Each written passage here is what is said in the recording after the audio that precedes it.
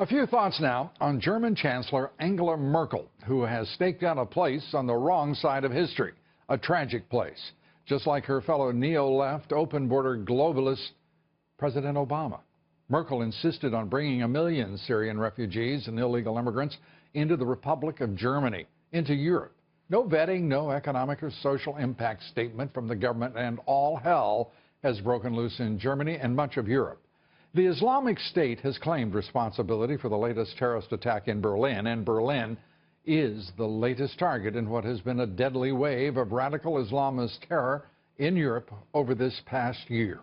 One German party leader declared, "These are Merkel's dead." A member of Merkel's Christian Democratic Party admitted, quote, "We must state that we are in a state of war." At least 1 million asylum seekers have entered Germany from conflict zones in the Middle East and North Africa, only slight or no vetting at all.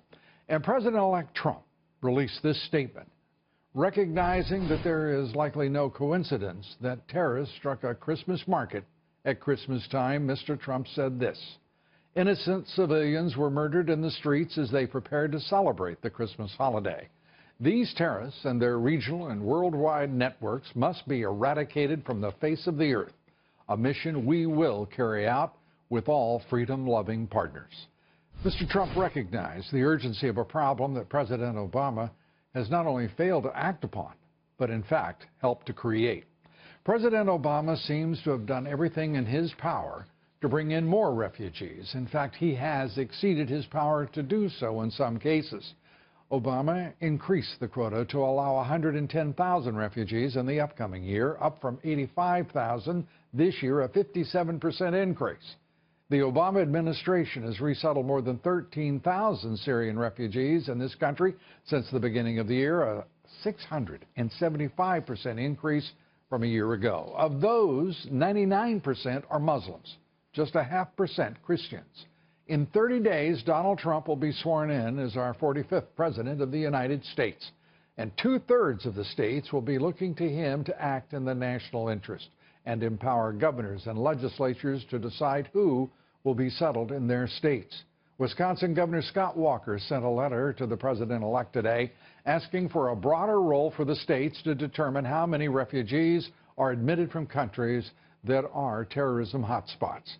Until a vetting process is utilized to screen these individuals, Walker's state of Wisconsin and 30 other states have been fighting in federal court for the past year, trying to temporarily halt resettlement programs for Syrian refugees.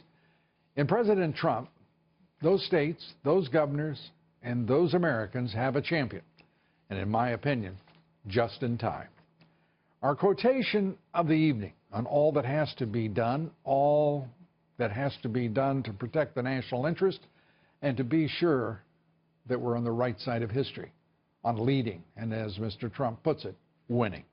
This one from Norman Cousins, who said this: "Optimism doesn't wait on facts. It deals with prospects. Pessimism is a waste of time."